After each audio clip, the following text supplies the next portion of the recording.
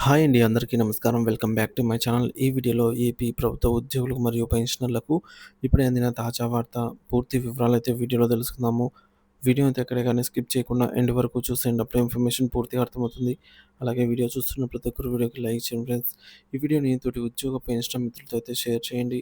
కొత్తగా మన ఛానల్ చూస్తున్న వారు ఇంకెవరైనా సబ్స్క్రైబ్ చేసుకున్నట్లయితే వెంటనే మన ఛానల్‌ని సబ్స్క్రైబ్ చేసుకోండి. దీని ద్వారా నేను చేసే లేటెస్ట్ వీడియోస్ అన్నీ మీ వరకు రీచ్ అవుతాయి. ఇక ఆలస్యం చేయకుండా వివరాల్లోకైతే వెళ్ళిపోదాము.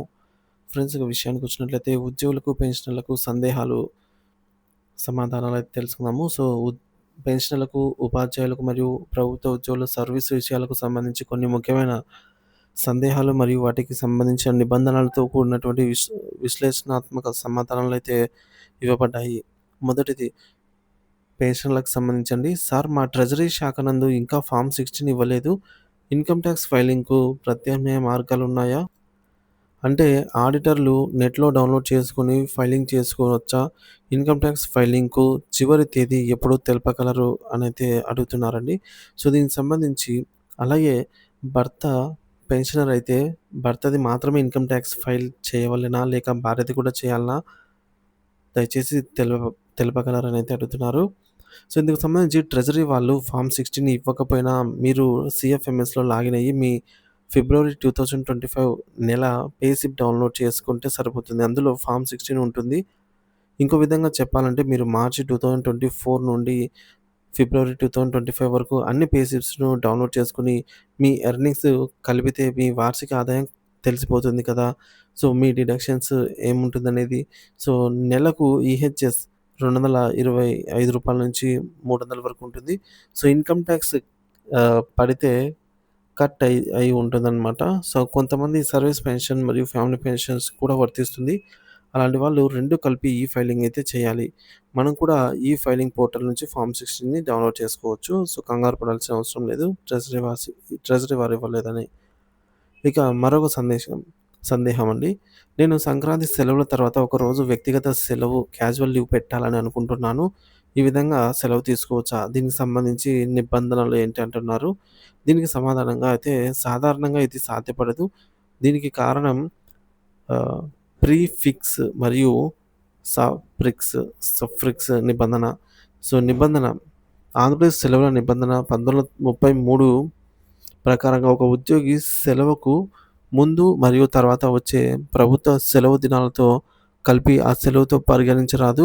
దీన్ని ఆహ్, శాండ్‌విచ్ రూల్ అని కూడా అంటారు. వివరణ: మీకు ప్రభుత్వం 10 రోజుల సంక్రాంతి సెలవులు మంజూరు చేసిందనుకోండి. మీరు ఆ సెలవు తర్వాత వెంటనే ఒకరోజు క్యాజువల్ లీవ్ పెడితే, ఆ ఒకరోజు సెలవుకు ముందు ఉన్న 10 రోజుల సెలవులను కూడా కలిపి మొత్తం 11 రోజులుగా పరిగణిస్తారు. అందుకే పెట్టకూడదు. ఇక దీని ప్రభావం సాధారణంగా ఒకేసారి 10 రోజులకు మించి క్యాజువల్ లీవ్ పెట్టడానికి వీల్లేదు. ఈ విషయంలో మొత్తం సెలవులు 11 రోజులు అవుతున్నాయి కాబట్టి మీకు క్యాజువల్ లీవ్ చేయటం కుదరదు. మరి దీనికి పరిష్కారం లేదంటే, ఒకవేళ మీరు తప్పనిసరిగా సెలవు పెట్టవలసి వస్తే, ఆ మొత్తం 11 రోజులకు అంటే 10 రోజుల పండగ, ఒకరోజు మీరు కోరిన సెలవు, మీ ఖాతాలో ఉన్న అర్జిత సెలవులు, ఎర్న్డ్ లీవ్ లేదా ఇతర అర్హత కలిగిన సెలవులను వాడుకోవాల్సి ఉంటుంది. కాబట్టి ఒక రోజు కోసం మీరు విలువైన ఎర్న్డ్ లీవ్స్‌ను కోల్పోకుండా ఉండాలంటే, సెలవు తర్వాత రోజు విధులకు హాజరు కావడం అనేది ఉత్తమం. మరొక సందేశం అండి. ఒక మహిళా ఉపాధ్యాయురాలు ప్రసూతి సెలవులు మెటర్నిటీ లీవ్‌లో ఉన్నారు. ఈ కాలంలో ప్రభుత్వం ప్రకటించిన కరువు భత్యం డిఏ పెంపుదల ఆమెకు ఎప్పటి నుంచి వర్తిస్తుంది? ఎలా చెల్లిస్తారని అయితే అడుగుతున్నారు. దీనికి సమాధానంగా పెరిగిన డిఏ ప్రసూతి సెలవులో ఉన్న వారికి కూడా వర్తిస్తుందండి. ప్రాథమిక నిబంధనల ప్రకారంగా ఆర్థిక శాఖ మెమో నంబర్ ఇక్కడ చూడొచ్చు స్క్రీన్ పైన 25 PSSC 2025 డేటెడ్ ఆన్ 22 January 2013 మరియు సాధారణ నిబంధనల ప్రకారంగా ఉద్యోగి ఏ రకమైన సెలవులో ఉన్నా సెలవుపై వెళ్ళడానికి ముందు రోజు వారు పోతున్న వేతనం so, pay down on the day before leave ఆధారంగా సెలవు సెలవు కాలాన్ని వేతనాన్ని లెక్కిస్తారు. డిఏ పెంపుదల గురించి అయితే కరువు భత్యం డిఏ అనేది జీవన వ్యయ సూచిక ఆధారంగా ప్రభుత్వ ఉద్యోగులందరికీ మంజూరు చేసేది. ఇది సెలవులో ఉన్న వారికి కూడా వర్తిస్తుంది. ప్రభుత్వం డిఏ ఏ తేదీ నుంచి పెంచుతున్నట్లు ఉత్తర్వులు ఇస్తుందో అదే తేదీ నుంచి ప్రసూతి సెలవులో ఉన్న ఉద్యోగినికి కూడా ఆ పెంపుదల వర్తిస్తుంది. ఇక చెల్లింపు విధానం ప్రసూతి సెలవు పూర్తయ్యి తిరిగి విధుల్లో చేరిన తర్వాత సెలవు కాలానికి సంబంధించిన పెరిగిన డిఏ బకాయిలను ఎరియర్స్ సప్లిమెంటరీ బిల్లుల ద్వారా డ్రా చేసి చెల్లించడం జరుగుతుంది. కాబట్టి సెలవులో ఉన్నందున ఆమె ఎలాంటి ఆర్థిక ప్రయోజనాన్ని నష్టపోరు. మరొక సందేహమండి. ఒక ఉపాధ్యాయుడు అనారోగ్య కారణంతో 6 నెలల పాటు అర్ధవేతన సెలవు హాఫ్ పే లీవ్‌పై వెళ్లారు. ఆ 6 నెలల కాలానికి అతనికి సర్వీస్ ఖాతాలో అర్జిత సెలవులు, ఎర్న్డ్ లీవ్స్ జమ చేయవచ్చా అంటే సమాధానం. దీనికి సమాధానంగా జమ చేయడానికి వీలు లేదండి.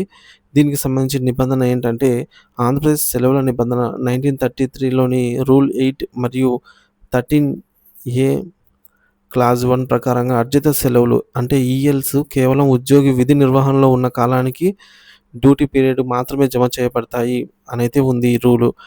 వివరణ సాధారణంగా క్యాజువల్ లీవ్ మినహా మరే ఇతర రకమైన దీర్ఘకాలిక సెలవులు డ్యూటీగా పరిగణించబడవు. సదరు ఉపాధ్యాయుడు 6 నెలల పాటు డ్యూటీలో లేనందున ఆ కాలానికి అతనికి ఖాతాలో ఎలాంటి అర్జిత సెలవులు ఈఎల్ జమ చేయకూడదు. ప్రతి సంవత్సరం జనవరి 1 మరియు జూలై 1 తేదీలలో ముందుగా జమ చేసిన ఈఎల్స్‌ను నుండి ఈ కాలానికి దామాషా ప్రకారంగా అయితే తగ్గించవలసి ఉంటుంది. మరొక సందేహమండి. ఉపాధ్యాయుల బదిలీలలో స్పోజ్ కేటగిరీ కింద ప్రాధాన్యత పొందడానికి ఎవరు అర్హులు అనైతే అడుగుతున్నారు. దీనికి సమాధానంగా ప్రభుత్వ బదిలీల మార్గదర్శకాల ప్రకారం ఉద్యోగి యొక్క జీవిత భాగస్వామి, భార్య లేదా భర్త ఈ క్రింద పేర్కొన్న సంస్థలలో పనిచేస్తూ ఉంటే వారిని స్పోజ్ కేటగిరీగా పరిగణించి ప్రాధాన్యత అయితే ఇస్తారు. కేంద్ర ప్రభుత్వ ఉద్యోగులు, రాష్ట్ర ప్రభుత్వ ఉద్యోగులు, స్థానిక సంస్థల ఉద్యోగులు, ఉదాహరణకు మున్సిపాలిటీ, జిల్లా పరిషత్ లాంటి వాళ్ళు, ఇక ప్రభుత్వ రంగ ఉద్యోగులు, పబ్లిక్ సెక్టార్, ఇక గ్రాంట్ ఇన్ ఎయిడెడ్ ఇన్‌స్టిట్యూషన్ సంస్థల ఉద్యోగులు, విశ్వవిద్యాలయాల ఉద్యోగులకు మాత్రమైతే ఉంటుంది. సో, గమనిక ప్రైవేట్ రంగంలో పనిచేసే వారి జీవిత భాగస్వాములకు ఈ కేటాయింపు అయితే వర్తించదు. ప్రతి బదిలీ సమయంలో ప్రభుత్వం జారీ చేసే నిర్దిష్ట జీవో నిబంధనలోని నిబంధనలే అంతిమంగా అయితే అప్పటికి వర్తిస్తాయి. మరొక సందేహమండి. ఒక ఉపాధ్యాయుడు ఫిబ్రవరి 29వ తేదీన లీవ్ సంవత్సరంలో విధులలో చేరారు. అతనికి 6 సంవత్సరాల స్పెషల్ గ్రేడ్ స్కేల్ ఏఏఎస్ ఏ తేదీ నుంచి మంజూరు చేయాలని అయితే అడుగుతున్నారు. దీనికి సమాధానంగా తర్వాతి సంవత్సరం మార్చి 1వ తేదీ నుంచి మంజూరు చేయాలండి. నిబంధన ప్రకారంగా ఆటోమేటిక్ అడ్వాన్స్‌మెంట్ స్కీమ్ నిబంధనల ప్రకారంగా ఉద్యోగి అర్హత గల సర్వీసును 6, 12 లేదా 18 లేదా 24 సంవత్సరాలలో ఈ విధంగా పూర్తి చేసిన మరుసటి రోజు నుంచి తదుపరి స్కేల్‌ను మంజూరు చేయబడుతుంది. లెక్కింపు విధానం ఉద్యోగి విధుల్లో చేరిన తేదీ ఫిబ్రవరి 29వ తేదీ, 6 సంవత్సరాల సర్వీసు పూర్తి అయ్యే తేదీ తర్వాతి 6 సంవత్సరాల తర్వాత ఫిబ్రవరి 28వ తేదీకి పూర్తవుతుంది. సో, కాబట్టి స్కేల్ మంజూరు చేయాల్సిన తేదీ సర్వీసు పూర్తయిన మరుసటి రోజు నుంచి కాబట్టి అనగా మరుసటి రోజు మార్చి 1వ తేదీన. కాబట్టి ఫిబ్రవరి 29న చేరిన ఉద్యోగికి 6 సంవత్సరాల సెలవు గ్రేడ్ పోస్ట్ స్కేల్‌ను మార్చి 1వ తేదీ నుంచి మంజూరు చేసి, ఆ రోజు నుండే ఆర్థిక ప్రయోజనాలనైతే వర్తింపచేయాలి.